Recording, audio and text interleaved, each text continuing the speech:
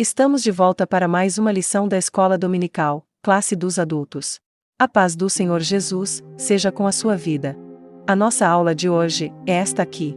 O tema de nossa lição 13 é o seguinte: resistindo às sutilezas de Satanás.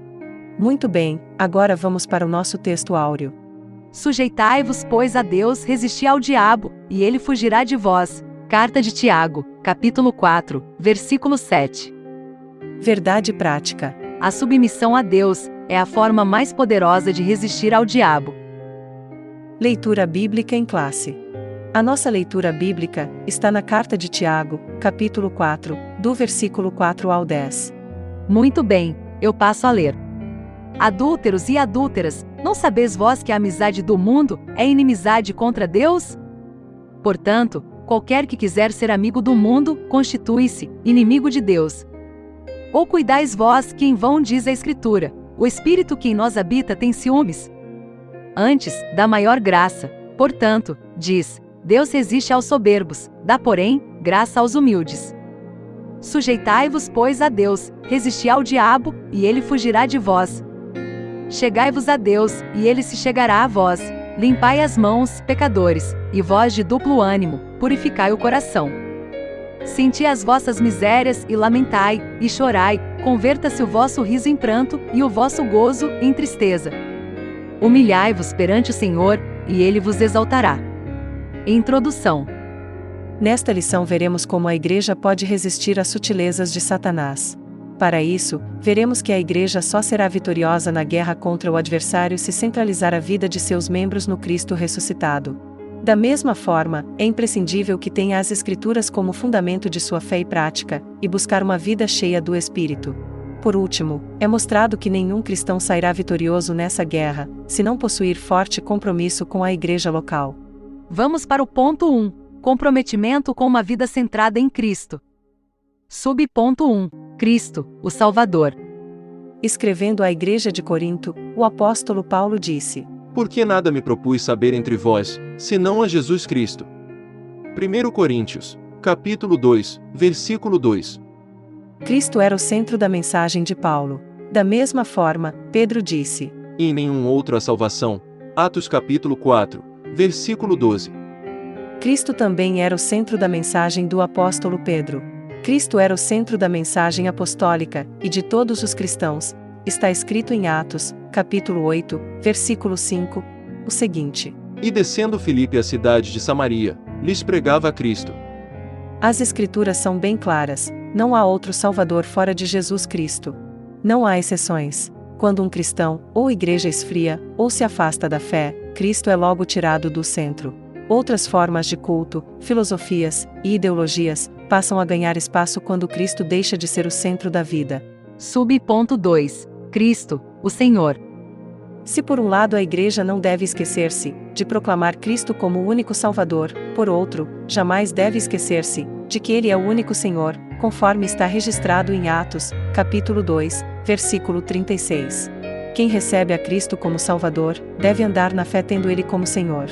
Ser discípulo de Cristo é tê-lo como Senhor, como, pois, recebestes o Senhor Jesus Cristo, assim também andai nele. Receber Cristo como Salvador, mas não andar nele, isto é, de acordo com seu ensino, é negar seu senhorio. A falta de reconhecer o senhorio de Cristo é a causa do fracasso, na fé de muitos cristãos. A sutileza do diabo está no fato de dizer que você pode viver uma coisa sem a outra. Em outras palavras, você pode ser salvo independentemente da forma ou maneira com que vive. Agora, vamos para o ponto 2. Comprometimento com as Escrituras. Subponto 1. Bíblia, a revelação de Deus. Vez por outra, vemos falsos mestres questionando a autoridade das Escrituras e sua atualidade. No entendimento deles, a Bíblia contém a palavra de Deus, contudo, encontra-se ultrapassada, deixando de falar a linguagem da cultura contemporânea. Assim, há uma tentativa consciente e sistematizada de minar a autoridade das Escrituras. Na verdade, esse ataque é contra as Escrituras, como revelação de Deus para o homem. Deixando de ser a revelação de Deus, a Bíblia torna-se um livro meramente humano, sujeito a falhas e, portanto, passível de correção. Convém dizer que a Bíblia é a palavra de Deus. A revelação de Deus ao homem, e como tal, está sempre atualizada. Não é a Bíblia que tem que se ajustar a nós, mas nós nos moldarmos pelas Escrituras. Está escrito no Salmo 119, versículo 105, o seguinte: Lâmpada para os meus pés é tua palavra, e luz para o meu caminho. Sub-ponto 2. Bíblia, regra de fé e conduta. Quando a Bíblia deixa de ser a revelação de Deus para nós, então, ela também deixa de ser a nossa regra de conduta e fé. Uma igreja genuinamente evangélica precisa se conscientizar de que as Escrituras são a fonte dos valores ético-morais e espirituais que devem nortear a vida do cristão. Se não fosse a mediação das Escrituras, o cristão se encontraria desnorteado na sua caminhada. Como saberíamos, por exemplo, dos malefícios da idolatria, se as Sagradas Escrituras não nos orientassem sobre eles? Da mesma forma, como saberíamos que o adultério, o divórcio, a ideologia de gênero, são práticas danosas que corroem e destroem o modelo de família idealizado por Deus? Somente por intermédio da Bíblia, temos orientações seguras e precisas sobre isso. Muito bem, agora vamos aqui para o ponto 3. Comprometidos com uma vida cheia do Espírito. Sub-ponto 1. O Espírito Santo no plano da redenção. É o Espírito Santo quem conduz o homem a Cristo. O Espírito nos trouxe a Cristo. Contudo, precisa ser dito que o viver em Cristo, e na prática dos princípios bíblicos, é impossível sem a ajuda do Espírito Santo.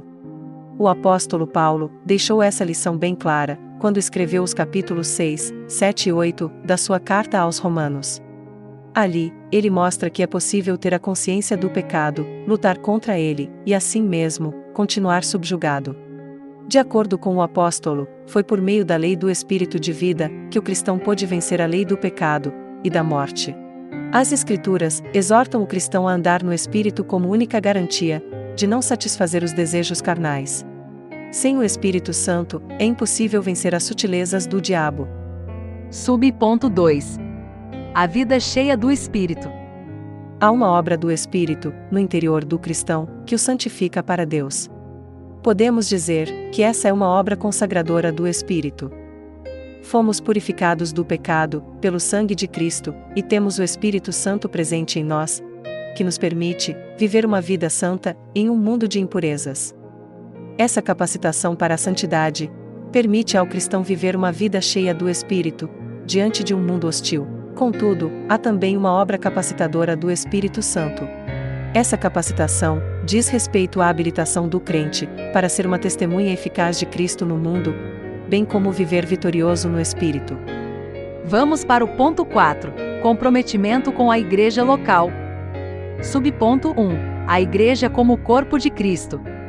Escrevendo aos Coríntios, o apóstolo Paulo disse: Ora, vós sois o corpo de Cristo, e seus membros em particular. 1 Coríntios, capítulo 12, versículo 27. Nas Escrituras, a igreja ocupa um lugar de relevância ímpar. Fica sempre em destaque a igreja como um corpo, ou seja, uma expressão de sua dimensão coletiva. Nesse sentido, o aspecto local da igreja também fica enfatizado. Na metáfora dita por Paulo, no capítulo 12 da sua primeira carta aos Coríntios, fica evidente que, assim como um membro do corpo humano separado deste perde sua utilidade, da mesma forma, a igreja. É por isso que não existe cristão legítimo fora da esfera da igreja como corpo de Cristo. A própria palavra desigrejados torna-se um termo impróprio, uma forma de descrever uma anomalia espiritual. A igreja, portanto, não é um prédio feito do aglomerado de concreto, tijolos e areia. Ela é o corpo de Cristo. Como o corpo de Cristo, ela possui seus membros. Subponto 2. O lugar e a importância de cada membro na igreja. A palavra igreja jamais deve significar templo. Um templo pode ser a estrutura arquitetônica, onde a igreja se reúne. Ela também não é um ajuntamento de pessoas, em que ninguém sabe precisamente qual é sua função no corpo. Biblicamente, cada membro da igreja, assim como o corpo humano, possui seu lugar e função para exercer. Um desigrejado é alguém que, por alguma razão, não conseguiu exercer sua função de membro no corpo de Cristo. Muito bem. Destacamos aqui algumas observações. Primeiro, é preciso estar comprometido com Cristo, o Salvador e Senhor. Segundo, comprometer-se com a Bíblia é tê-la como revelação de Deus, considerando-a a única regra de fé e conduta. Terceiro, é preciso buscar uma vida cheia do Espírito em que somos conduzidos e dirigidos por Ele. Por fim, é preciso comprometer-se com a Igreja como o corpo de Cristo. Conclusão. Chegamos ao final desta lição e do trimestre. Nosso propósito foi mostrar os ataques sutis de Satanás contra a Igreja e destacar as estratégias para o povo de Deus permanecer firme na resistência contra o adversário. Sabemos que os dias são difíceis, mas o Espírito Santo é o guia e o auxiliador da Igreja.